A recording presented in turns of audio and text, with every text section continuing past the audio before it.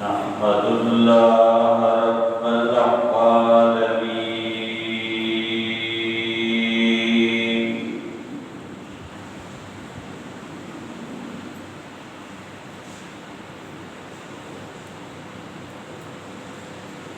ونصلی ونسلم علی رسولی خاتم النبی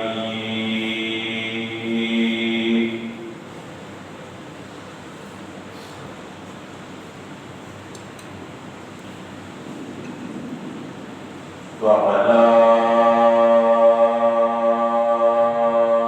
آله وأزواجه وأصحابه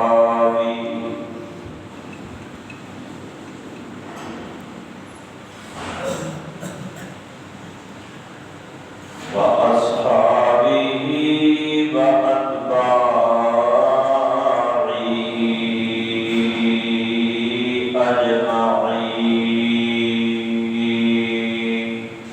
أما بعد،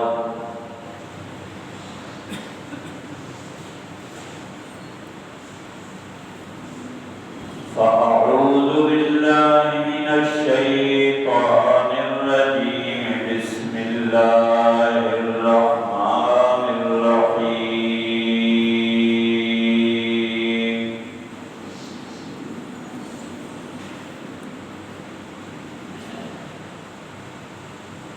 لقد جاءكم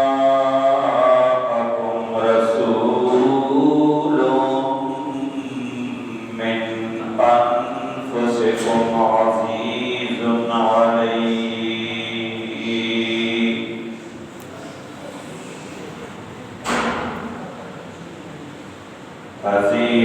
عليه ما عنتم حريص عليكم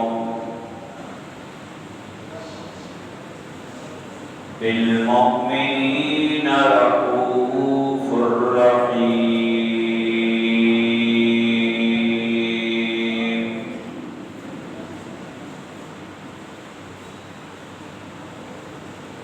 صدق الله العظيم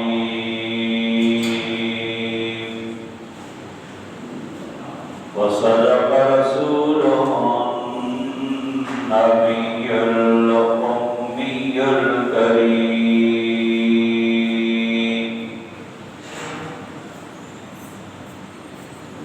ونحن على ذلك لمن الشاهدين والشاكرين.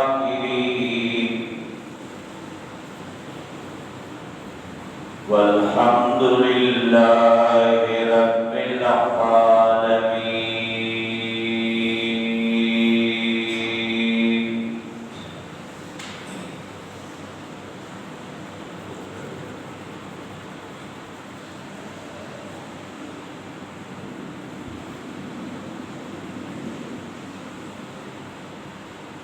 ربیع الاول کا مبارک مہینہ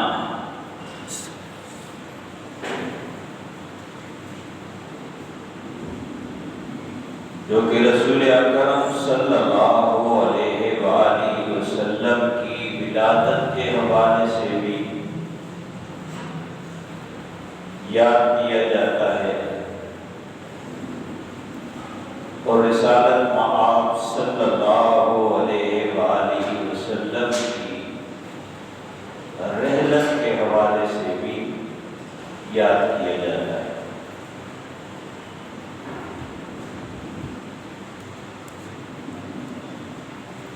انہیں 63 سال زندگی کے تھے تو اس 63 سالہ زندگی کا آغاز ولادت سے ہوا تو وہ بھی ربیع الاول کا مہینہ تھا،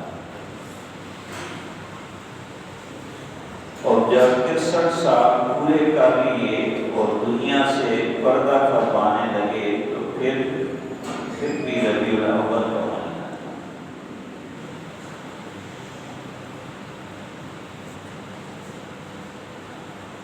اللہ کی حکمتیں ہیں تاکہ مسلمان بیلنس برابر رکھے. خوشی اور غم دونوں میں توازن رہے،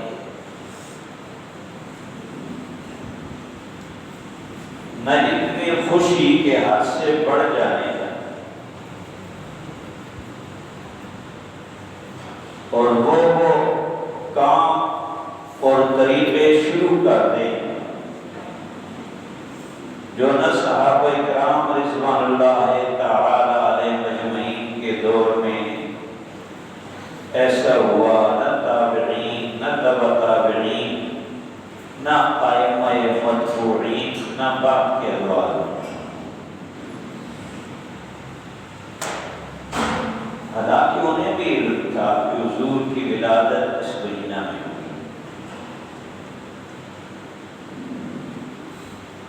کیا ابو بکر صدیق رضی اللہ تعالیٰ عنہ کو علم نہیں تھا؟ عمر فاروق کو، عثمان غنی کو، علی المرتضیٰ کو، دیگر صحابہ کو علم نہیں تھا رضوان اللہ تعالی علیہ اجمعین؟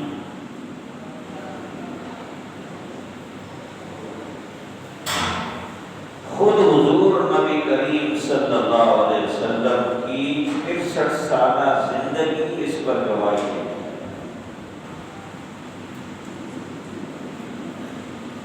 کہ اگر آج کل جو کچھ ہم کرتے ہیں اگر یہ جائز ہوتا تو حضور صلی اللہ علیہ وسلم نشاندہی اس وقت کرتے تھے، جلوس نکالو، سبیلے لگاؤ،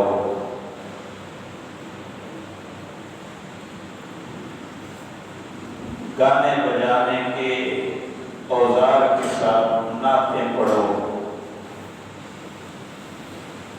خواتین بھی اجتماع کریں، لائیو پروگرام چلے اور خواتین بھی نعتیں پڑھیں اور امت دیکھے۔ کیا یہ سب کچھ جائز ہے؟ اگر جائز ہوتا تو حضور 63 سال کی عمر میں وہ اپنے دن منانے کے لیے کچھ کہہ دیتے، کچھ فرما دیتے، صحابہ کرتے۔ کسی کا دن بھی شریعت میں قرون اولیٰ میں منایا نہیں گیا، کسی کا دن۔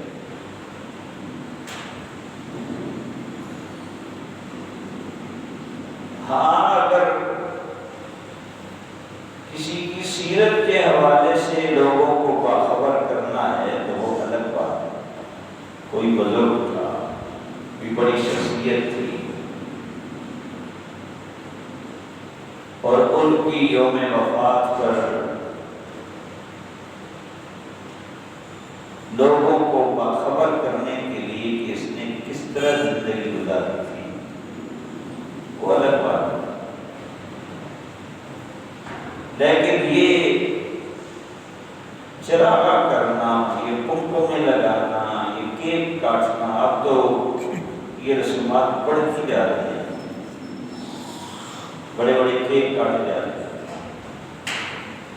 اور وہاں بھی ہیپی برتھ ڈے ٹو یو یہ بھی پڑھا جاتا ہے، گایا جاتا ہے، پڑھا جاتا ہے۔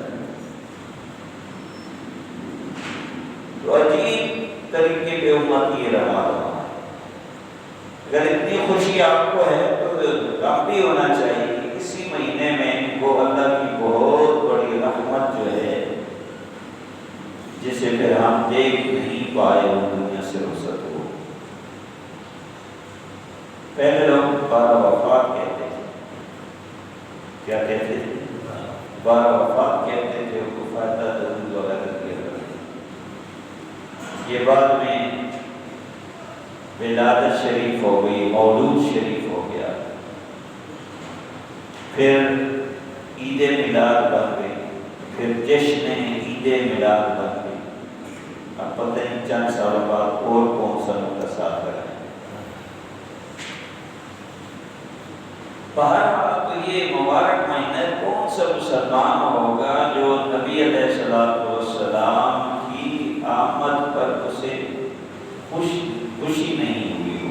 کون سا مسلمان ہو؟ یہ فتوے الگ لگائے جائیں۔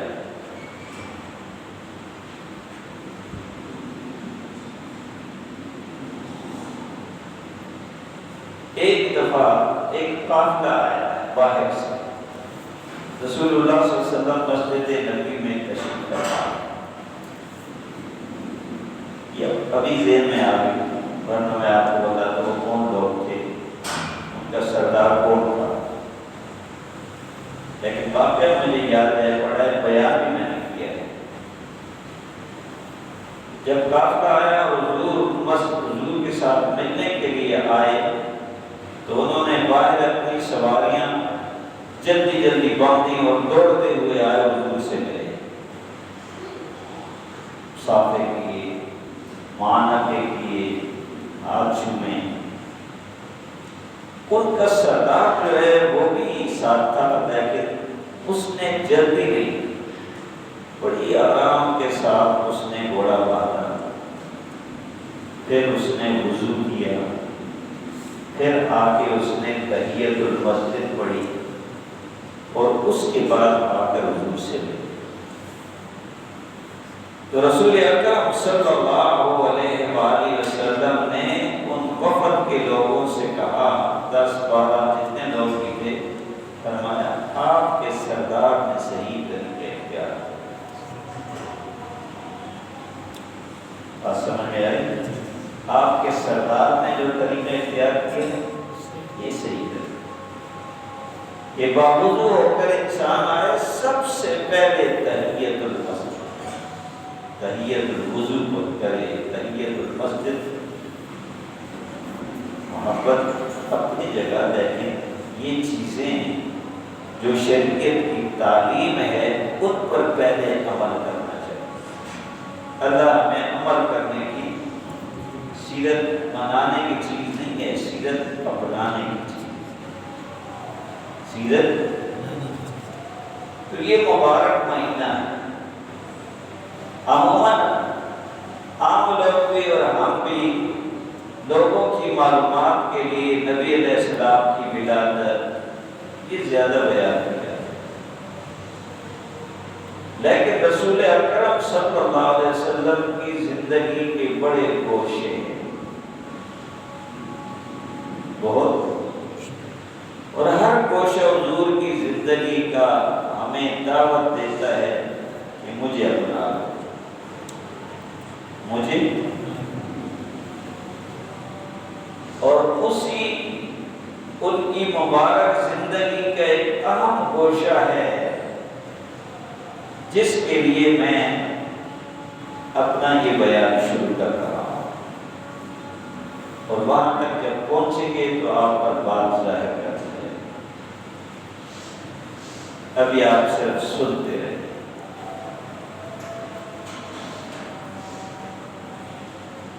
حدیبیہ کا معاہدہ ہوا تھا 6 ہجری میں، جب نبی علیہ السلام ہجرت کر کے مدینہ آئے تو 6 سال جنگیں ہوئی، بدر ہوئی، احد ہوئی، خندق ہوئی، دوسرے سرایا،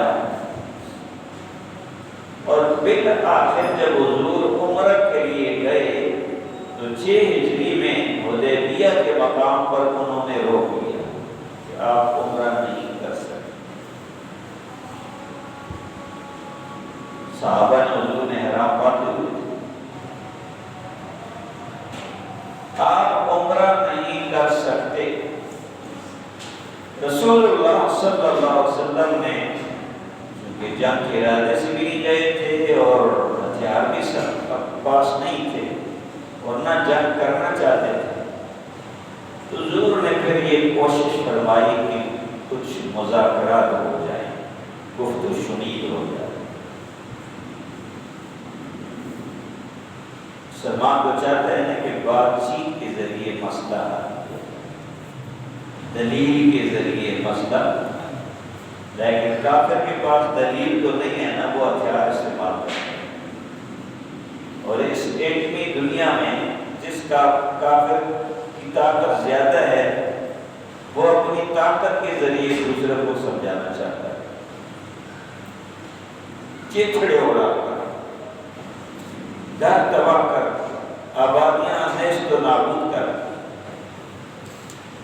بات سمجھ لیں، امریکہ، یورپ، یہ لوگ کتنی تباہی مچائی، دہشت گرد ہیں، یہ بات کرو۔ مسلمان کہتے ہیں آؤ بات کرو ہمارے ساتھ، دلیل کے ذریعے ہمیں قائل کرو یا قائل ہو جاؤ۔ تو رسول اللہ صلی اللہ علیہ وسلم نے مختصراً یہ کہ گفت و شنید ہوئی، مشرکین مکہ کے سفیر وہاں آتے رہے حدیبیہ کے میدان میں جہاں پڑاؤ تھا، اور باتیں ہوتی رہی، بالآخر ایک معاہدہ طے ہوا، اور معاہدہ یہ تھا جس کی دو شکیں یہ تھی کہ 10 سال تک ہم نے جنگ نہیں کرنا۔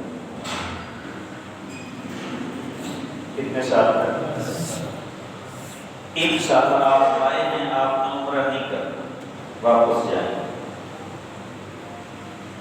اور پھر آئندہ سال آگے عمرہ کریں گے، لیکن اس سال بھی آپ نے ہتھیار ساتھ نہیں لانے، اور بہت مختصر وقت کے لیے عمرہ کر کے واپس جانا۔ آپ کا کوئی شخص بھاگ کر ہمارے پاس آئے گا، ہم اسے واپس نہیں چھوڑیں گے۔ ہمارا کوئی بھاگ کر آپ کے پاس آئے گا، آپ اس کو واپس، یعنی ایسی شرطیں ہیں جن پر صحابہ آمادہ نہیں تھے، لیکن رسول اللہ صلی اللہ علیہ وسلم تو اللہ کے پیغمبر تھے، صاحب وحی تھے، ان کی دوربین نگاہوں نے جو کچھ دیکھا تھا، ان کی بصیرت نے دوسروں کی بصیرت پہ اتنا کام نہیں کر رہا کہ اس معاہدے کے اثرات کیا مرتب ہو۔ صحابہ ناراض بھی تھے تھوڑے سے، لیکن معاہدہ ہو گیا، دستخط ہو گئے، اور حضور نے واپسی کا حکم دے دیا۔ میں مکہ پورا بیان نہیں کرنا چاہتا، وقت لگے گا۔ حضور واپس ہو گئے، صحابہ بھی واپس آ گئے۔ اگلے سال پھر حضور گئے، عمرہ کیا، جس طرح معاہدہ ہوا تھا اسی کے تحت گئے، اور تھوڑی دیر جتنی دیر میں عمرہ ہوتا ہے عمرہ کر کے واپس ہو گئے۔ کوئی معاہدے کی خلاف ورزی۔ تو 6 کے بعد 7 ہجری سب ہو گئے۔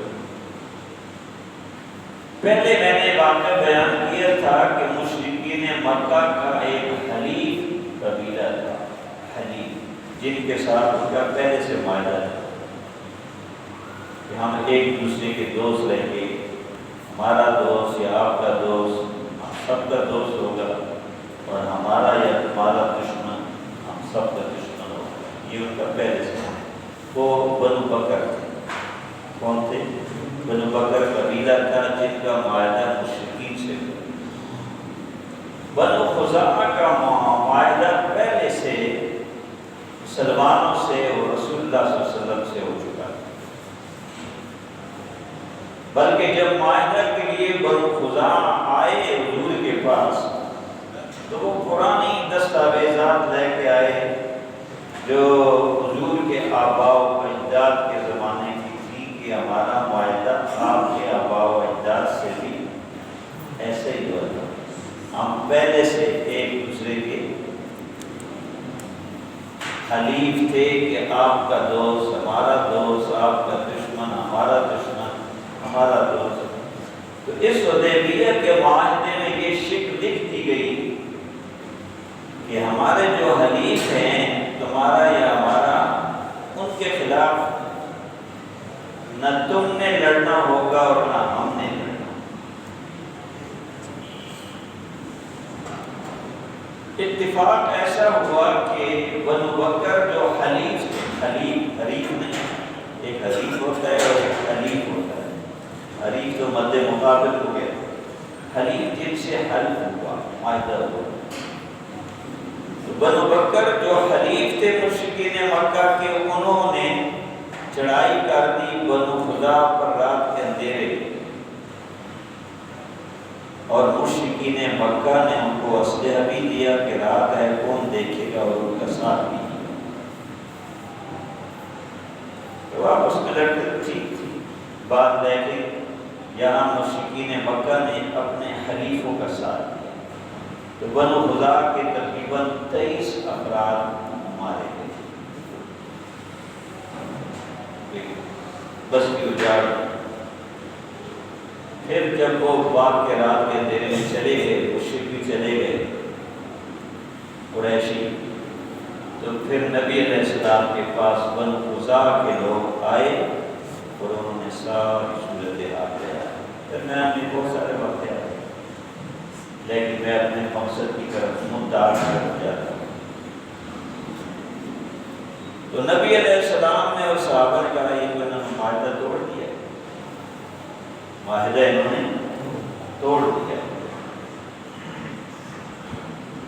جب مشرکین مکہ کو پتہ چلا کہ حضور کو تو خبر ہوگی، ہم تو سمجھے تھے انہیں رات کی تاریکی میں ہم کریں گے تو ان کو بھی پتہ نہیں چلے گا، ان کو علم ہو گیا، اور اب تو مسلمان یہ سمجھتے ہیں کہ معاہدہ ٹوٹ گیا، تو معاہدے کی دوبارہ تجدید کے لیے انہوں نے بندے بھیجے مدینہ منورہ۔ ادھر مسلمانوں کی طرف سے 3 شرطیں رکھ دی گئی کہ جتنے مقتولین ہیں ہمارے حلیفوں بنو خزاع کے، ان کی خون بہا دیت دی جائے، ان کی دیت دی جائے۔ دوسری شرط یہ ہے کہ یہ تجدید کی جائے کہ آپ چاہتے ہیں کہ معاہدہ برقرار رہے یا معاہدہ ختم کر دیا جائے۔ اور تیسری شرط بھی تھی، اب مجھے یاد نہیں، تو انہوں نے جواب میں لکھا کہ نہ ہم خون بہا دیتے ہیں، نہ کسی سے ہم بدلہ لیتے ہیں، اب یہ کہ تم اپنے حلیفوں سے معاہدہ توڑ دو۔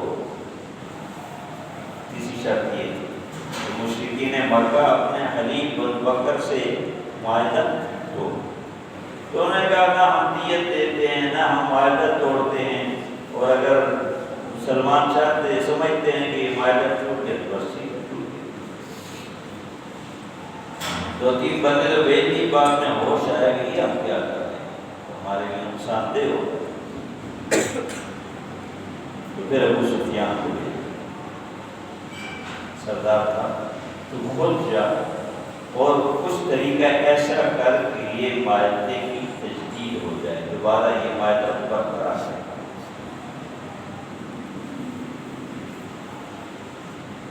جب ابو سفیان مدینہ آیا تو سب سے پہلے اپنی بیٹی کے گھر گیا۔ کس کے گھر گیا؟ اپنی بیٹی کے، پہلے بیٹی سے ملی، مدت ہو گئی تھی مکہ میں، اس نے ایک مسلمان سے شادی کی تھی اور دونوں میاں بیوی حبشہ چلے گئے تھے، اور وہاں اس کا شوہر عیسائی بن گیا، نکاح ٹوٹ گیا۔ جب شوہر کافر ہو جائے تو نکاح خود بخود ٹوٹ جاتا ہے۔ جس دن انہوں نے کفر کا ارتکاب کیا اس وقت سے یہ عورت عزت بیٹھے گی اور اپنا دوسرا نکاح کرے، یہ مسئلہ ہے۔ یہ کیا ہے؟ بڑا حساس ہے، بڑا حساس مسئلہ ہے۔ شاید آپ کا ذہن صرف یہود، نصارہ، ہندو، سکھ، عیسائی کی طرف جائے، اوروں کے ساتھ تو نکاح ہو بھی نہیں سکتی، تابعہ سے ہوتا ہے، لیکن اگر کسی مسلمان عورت کا نکاح مسلمان سے ہوا اور اس کا شوہر قادیانی ہو گیا، کیا ہو گیا؟ قادیانی ہو گیا، تو جس دن اس نے قادیانیت کو مان لیا اس دن نکاح ٹوٹ گیا، اور اس پر بابا کل کی عدالت کا فیصلہ بھی ہو گیا، جو دیوبند کے علماء نے جس میں بڑے دلائل تھے۔ بات سمجھ میں آ رہی ہے؟ قادیانی کے ساتھ اس کا نکاح خود بخود، وہ خود اپنی عدت گزارے آرام سے اور دوسری شادی، اس اور شوہر کے ساتھ کوئی رشتہ ناتا اس نے نہیں۔ صرف قادیانیت قبول کرنا نہیں، کسی قادیانی کی خوشی میں شریک ہوا، کافر ہو گیا اور نکاح ٹوٹ گیا۔ کسی قادیانی کی تعزیت کے لیے گیا، اس کا کوئی مر گیا تھا، یہ اس کی تعزیت کے لیے گیا، یہ دفتر میں اپنے کلیگ تھے، دوست تھے یا کاروبار میں شریک تھے اور یہ اس کی تعزیت کے لیے گیا، نکاح کافر ہو گیا اور نکاح، بلکہ دوستی بھی کی تب بھی، دوستی بھی کی تب بھی۔ ادھر یونیورسٹی کے علاقے میں آگے کچھ مسلمان ہیں، ان کا اپنے وہ ہے کیا کہتے ہیں دکانیں ہیں اور وہ قادیانی زمین ہے، مسلمان اس کے پاس دیتے تو یہ فائدہ قادیانی کو ملتا ہے، آپ اسے کرایہ دیتے، آپ قادیانی کو کرایہ دیتے ہیں، یہ اس کی زمین نہیں ہے، آپ چھوڑ دیں، آپ مسلمان ہیں، لیکن وہ اللہ کا بندہ راضی نہیں ہوگا۔ پتہ نہیں اب کیا نتیجہ نکلا تو مجھے یاد نہیں ہے، لیکن یہ وہ ایمان سے گزر گیا۔ جب پیغمبر کے لیے اتنا نہیں کر سکتا اور پیغمبر کو مال سے زیادہ اہمیت نہیں دیتا تو گیا نا، بے ایمان ہو گیا، کافر ہو گیا، اور جب کافر ہو گیا تو بیوی بھی گئی، اب بیوی کے ساتھ جو زندگی گزار رہا ہے یہ زنا کی زندگی گزار رہا ہے۔ بات سمجھ میں آ رہی ہے؟ تو جو مصنوعات ہم باوجود معلوم ہونے کے جو دکاندار قادیانیوں کی مصنوعات جو ہیں وہ بیچتے ہیں، خریدتے ہیں، وہ گئے دار اسلام سے خارج، اگر ان کو پتہ ہے یہ شیزان وغیرہ ہے جو پیتا ہے، جو بیچتا ہے، یہ ان کی آمدن ہے۔ قادیانی تو اپنے اس کے لیے بڑا وہ کرتے ہیں، چندہ وغیرہ کرتے ہیں، اپنی ان کی مدد کرتے ہیں، تو منع کرنا چاہیے، طریقے سے سمجھانا چاہیے۔ بعض لوگ کہہ بھی دو تو جی کر لیتے ہیں لیکن کاروبار جاری رکھتے ہیں، گئے اتنے نازک مسئلے میں اپنے آپ کو سمجھنے کے باوجود مبتلا رکھتے ہیں، تو کیا خاندان کی نسل کی۔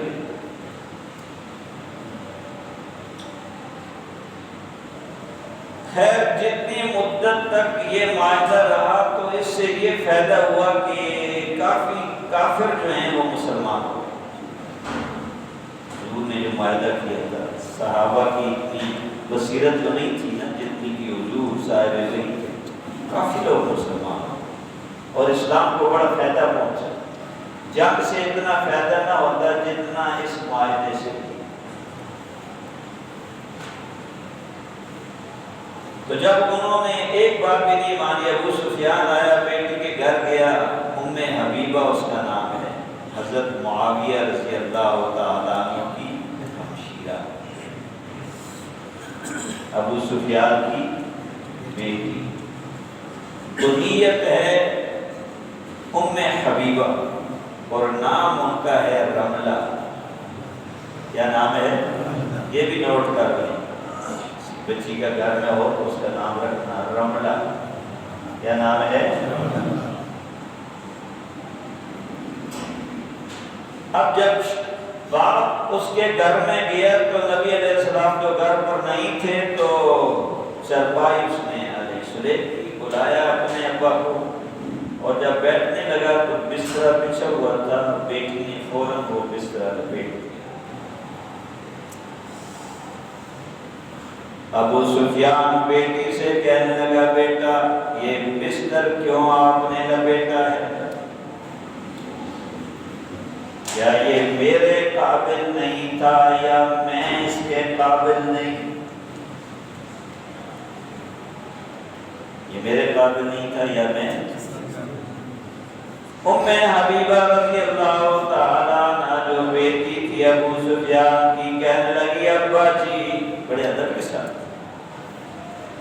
ابا جی آپ مشرک ہیں اور مشرک ناپاک اور پلید ہوتا ہے، یہ نبوت کا بستر ہے، آپ اس پاک بستر پہ نہیں بیٹھ سکتے۔ یہ غیرت ایمانی ہے. یہ کیا ہے؟ غیرت ایمانی. آپ اس بستر پر نہیں بیٹھ سکتے. کہا بیٹا جدائی کے بعد بڑی بگڑ گئی ہو، گمراہ ہو گئی ہو. جواب دیا ابا جی میں گمراہ نہیں ہوئی، مجھے تو روشنی ملی، مجھے تو روشنی ملی. آپ کی عقل کام نہیں کر سکتی کہ جو بدھ ہاتھ سے بناتے ہو ان کی پوجا کرتے ہو. جو بدھ بیٹی کہتا ہے ابا جی اتنا بڑا سردار ہے، آپ کی عقل کام نہیں کرتی کہ جو بدھ اپنے ہاتھ سے بناتے ہو ان کے سامنے سجدہ ریز ہو جاتا. شاید بعض لوگ بتوں کے اوپر بھی سجدہ کرتے ہیں، اور نہیں کوئی ٹکڑا مل جائے تو اس کے اوپر پیشانی رکھنی. ٹھیک ہے، سمجھ رہے؟ یہ مثالیں آپ کو ملیں گی اس دور میں. اللہ اپنی ایک سو امان ہے. نکل گیا، چلا گیا اور رسول اللہ صلی اللہ علیہ وسلم کی خدمت میں حضرت. بعض روایت میں آتے ہیں حضور سے ملاقات نہیں، ابو بکر سے ملا، عمر سے ملا، عثمان سے ملا، علی سے ملا. اور بعض روایت میں آتے ہیں ملاقات ہوئی، حضور نے علیہ السلام کی، لیکن معاہدے کی جب اس نے تحریر کی بات کی تو حضور نے کوئی لفٹ نہیں دی، کوئی جواب نہیں، کوئی جواب. تو ابو بکر کے پاس پھر گیا، اس نے بھی وہی کہا جو کیا جو حضور نے. عمر کے پاس گیا تو اس نے بھی وہی جواب. عثمان کے پاس گیا تو اس نے بھی. حضرت علی رضی اللہ تعالی عنہ کے پاس گیا تو اس سے بات کی. اس نے کہا جو کام حضور نہیں کرتے ہم کبھی نہیں کر سکتے، ہم وہ کام نہیں کر سکتے.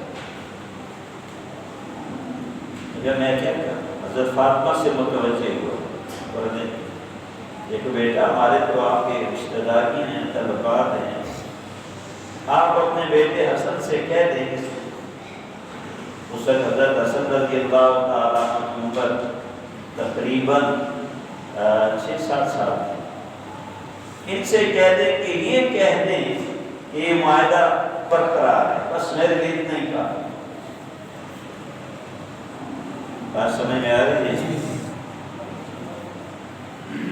سیدہ فاطمہ فرمانے لگی کہ ابا جی کو جو بات کرتے ہیں، جو کام کرتے ہیں، ہم اس کے خلاف نہیں کر سکتے. ایک تو یہ شیر پاڑ ہے، چھوٹا بچہ ہے، شیر پاڑ چھوٹا ہے، اور دوسرا یہ کہ جو ابا بات کرتے ہیں ان کے معاملات میں ہم مداخلت.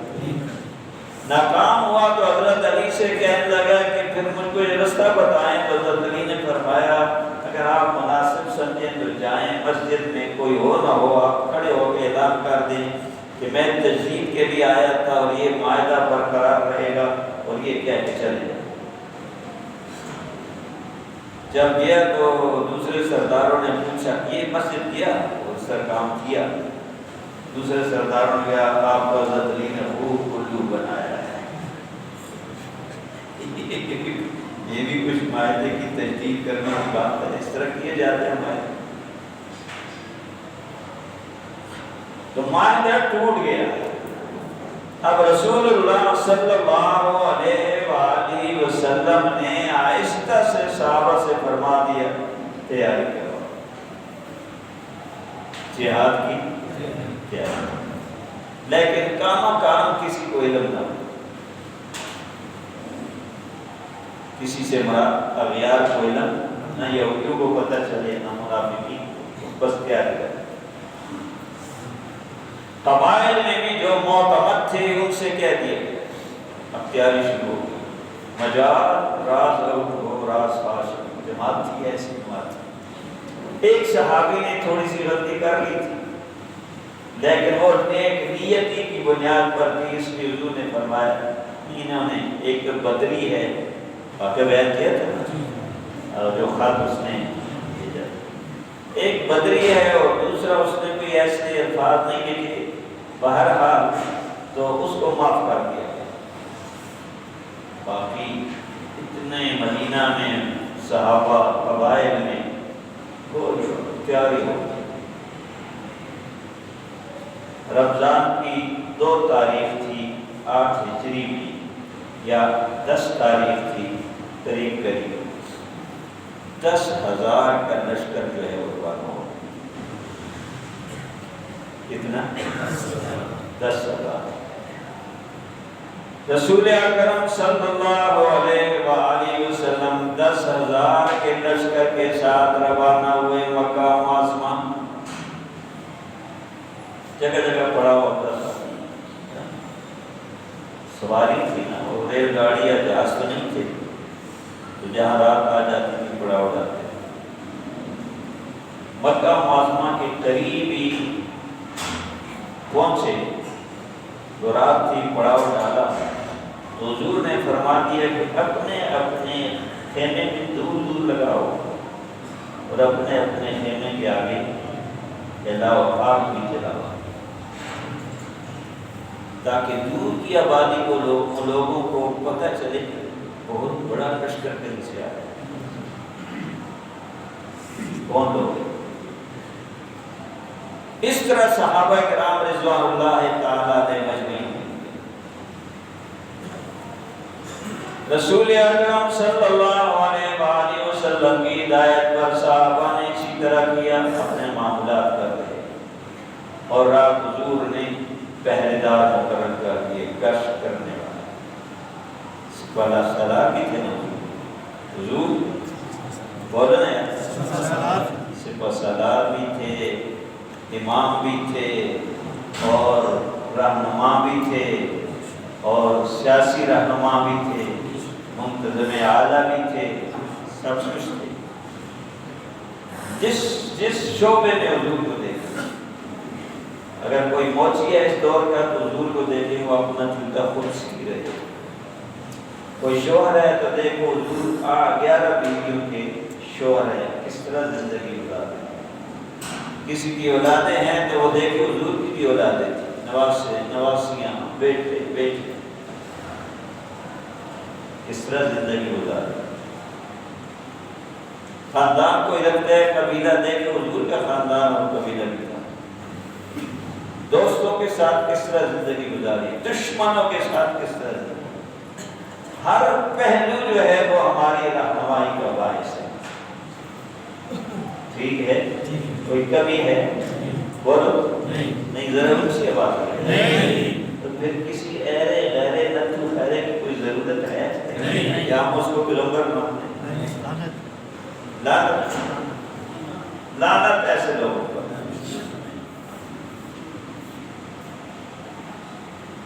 اب جب مشرکین مکہ نے دیکھا کہ یہ باہر کو بہت کلومیٹر کے فاصلے پر تھا، لیکن دور سے روشنیاں تو نظر آتی ہیں، اتنا بڑا لشکر کون آ گیا، کہاں جا رہے ہیں. انہوں نے اپنے بندے دوڑا دیے. درمیان میں ایک واقعہ ہے، وہ ذرا تھوڑی دیر کے بعد اسٹیپ بائی اسٹیپ جا رہا ہوں. میں خیال بھی رکھتا ہوں کہ ذرا گیدرنگ زیادہ ہو جائے تو وہ مطلب والی بات اس وقت کرنی چاہیے تاکہ زیادہ لوگوں کے پلے پڑ جائے، اور جو تشریف لائے ہوئے ہیں وہ بھی جاگتے رہیں، سوئیں نہیں. نیند تو یہاں آتی ہے. حضرت احمد علی لاہوری رحمۃ اللہ علیہ بزرگ تھے، ان سے کسی نے پوچھا حضرت ناچ گانے کی محفل میں ہمیں نیند نہیں آتی. بات بہت شدید ہوتی ہے، نیند ہمیں نہیں آتی، اور یہ جو دینی مجلس میں ہوتی ہے اس میں بڑی میٹھی نیند آتی ہے. فرمایا کہ وہ مجلس کانٹوں کی طرح ہے، کانٹے چبھتے ہیں تو نیند نہیں آتی، اور یہ دلہن کی سیج ہے. یہ دلہن کی سیج ہے. کون سا نیند آتی ہے کہ نہیں؟ وہاں بھی نیند نہیں آتی، وہاں بھی نیند نہیں آتی. کہتے ہیں چڑیل دور ہو جا.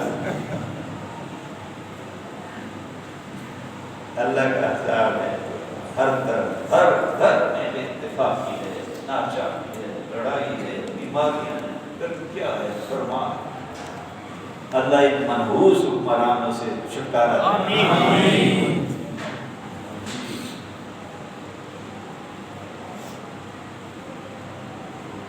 پہلے دوروں میں کچھ آدمی گرفتار کر جو سپاسالار تھے کہ پہلے دار گھوم رہے تھے، پہلا تھے، کچھ گرفتار کر لیے، کچھ اور لوگ بھی تھے۔ ایک 3 آدمی ایسے تھے دو کے نام مجھے اب ذہن میں نہیں، تیسرا ابو سفیان تھا، اس کو بھی گرفتار کر یہ بھی دیکھنے آیا تھا، اسے مسلمان نہیں ہوا۔ اب پہلے دار ان کو گرفتار کر کے حضور کے پاس لے جا رہے ہیں، تو جب حضرت عباس رضی اللہ تعالی عنہ کے خیمے کے پاس سے گزرے، یہ عباس والا نام یاد رکھنا، وہ نقطہ اسی میں ہے، ان کے خیمے کے پاس سے گزرے تو اس نے دیکھا یہ تو ابو سفیان ہے۔ تو مکہ میں تو وہ رہے، ہجرت کے بعد میں جب مسلمانوں نے ہجرت کی رہے تو ان کی آپس میں بڑی خاص تعلقات تھے، تو وہ دوڑے اور پکڑ لیا اور اپنی کچر یا سواری میں بٹھایا کہ میں فوراً اسے حضور کے پاس لے جاؤں، اور راستے میں کہا دیکھ بدبخت اب وقت آ گیا ہے اسلام قبول کر، اسلام قبول کر۔ جب لے جانا تھا تو جب عمر کے خیمے کے پاس سے گزرے، عمر نے پہچان لیا تو وہ جلدی سے اٹھے، شرع لیا ہاتھ میں کہ بندہ پکڑا گیا، یہی موقع ہے، کوئی معاہدہ تو ہمارا ان کے ساتھ ہے نہیں، بس آج موقع ہے، میں اسے ٹھکانے لگا۔ دوڑا تو عباس نے سواری جو ہے وہ دوڑا دی اور جلدی سے حضور کے پاس پہنچ گئے، تو عمر بھی پیچھے پہنچ گئے، اور عمر نے کہا یا رسول اللہ ہاتھ لگا ہوا مشرک ہے، بندہ ہے، بڑی اس نے ہمارے خلاف جنگیں لڑی ہیں، بڑے منصوبے بنائے ہیں، آپ مجھے اجازت دے دیں کہ میں اسے سر پر رکھا۔ عباس نے فوراً کہہ دیا یا رسول اللہ میں اسے پناہ دے چکا ہوں، حضور کے چچا تھے عباس، حضور کے چچا تھے، میں اسے پناہ دے چکا ہوں۔ عمر کہنے لگے اس سے ہمارا کوئی معاہدہ نہیں، لیکن وہ مصر تھے، اور عباس کہہ رہے تھے میں نے پناہ دے دی۔ حضور صلی اللہ علیہ وسلم خاموش تھے۔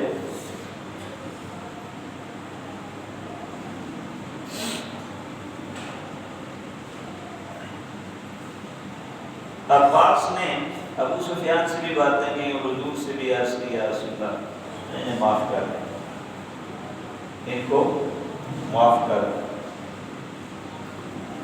حضور صلی اللہ علیہ وسلم تو شروع میں کوئی بات نہ کی، لیکن جب حضرت عباس نے بہت اصرار کیا تو فرمایا انہیں لے جائیں، آپ نے پناہ دے دی، انہیں لے جائیں، خیمے میں رکھ کے اس کو بلانا، ان کو قیدیوں کو صبح پیش کر، رات میں ان کو پریس کرتے رہے، اور پھر جب صبح دوبارہ لائے تو بالآخر یہ کہ انہوں نے اسلام قبول کر لیا۔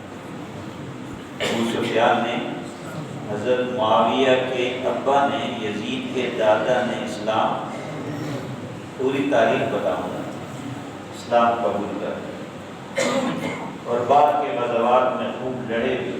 ایک غزوہ میں کی آنکھ ضائع ہو گئی، حضور نے پکڑ کے پھر رکھ دی اور آنکھ ٹھیک ہو گئی۔ حضور تو یہ برتاؤ کرتے رہے، ہم ان کے یزید کے بابا کو بھی گالیاں دیتے ہیں اور یزید کے دادا کو بھی برا کہتے ہیں۔ نوح علیہ السلام کا بیٹا اگر کافر تھا تو اس میں نوح کا کیا قصور تھا، کیا نوح کو گالیاں دینے لگے؟ یزید نے اگر ظلم کیا ہے، اگر ظلم کیا ہے، تاریخ تو یہ بتاتی ہے کہ اس نے کہا تھا میرا اس میں کوئی ہاتھ نہیں، میں اس کا دفاع نہیں کرتا۔ بہت سارے بریلوی علماء ہیں بیچارے، ان کو بھی کوسا جا رہا ہے، انہوں نے بھی سچ بات کی ہے، مفتی منیر صاحب کو بھی بعض لوگوں نے کہتے ہیں یہ بھی یزیدی ہے، اپنوں نے کہا ہمارا ہم میں بھی یزیدی پیدا ہو گیا،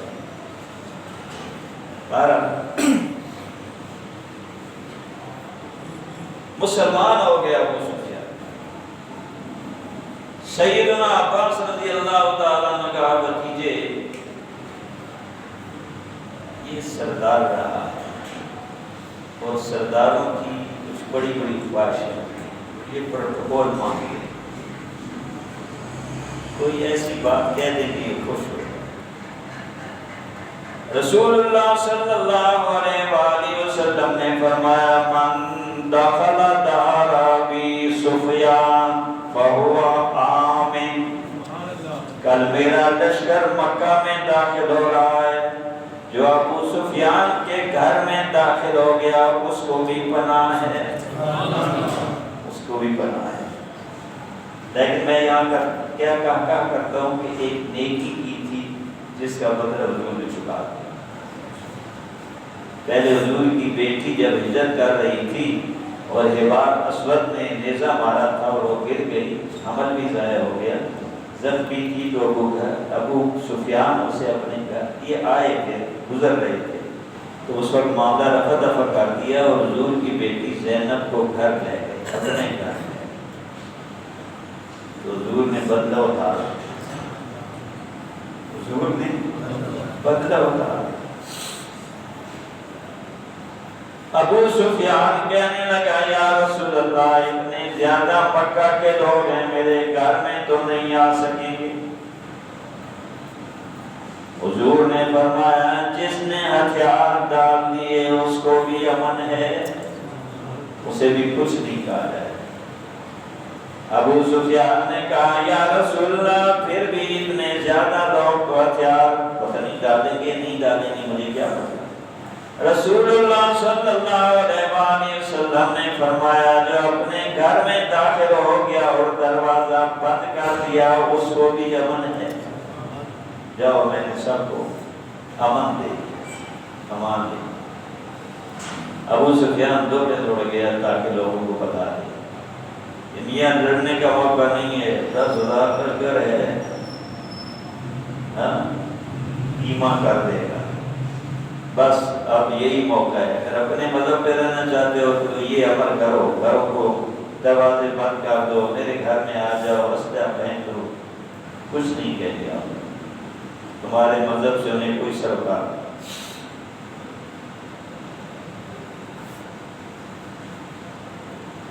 رسول اللہ صلی اللہ علیہ وآلہ وسلم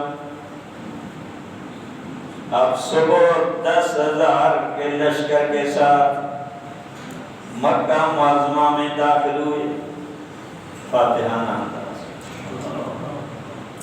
کس انداز میں؟ حضور کی سیرت کا ایک پہلو یہ ہے، فاتح بات وہ مکہ جس سے نکالا گیا تھا تو پیچھے مڑ کے دیکھ کے روئے تھے اور کہا تھا خانہ کعبہ کی طرف متوجہ ہو کے کہ اگر یہ قوم مجھے نہ نکالتی میں کبھی بھی آپ کو نہ چھوڑ، کبھی بھی نہ چھوڑ۔ آج صحابہ کتنے خوش تھے، کتنے۔ سعد بن عبادہ انصار کا سردار تھا، وہ نعرے لگا رہا تھا۔ حضور نے اپنے چچا عباس سے یہ بھی کہا تھا کہ اس کو لے جائیں ابو سفیان کو، ایک چوٹی پہ کھڑے ہو جائیں، جب ہم روانہ ہوں تو یہ ذرا دیکھیں یہ منظر۔ تو جب دستے گزر رہے تھے ابو سفیان پوچھ رہا تھا یہ کون ہے یہ کون ہے، تو بتا رہے تھے تھوڑا لشکر جو ہے وہ انصار کا تھا، ان کا سردار سعد بن عبادہ تھا جو کہہ رہا تھا الیوم یوم الملحمہ، آج بدلے کا دن ہے۔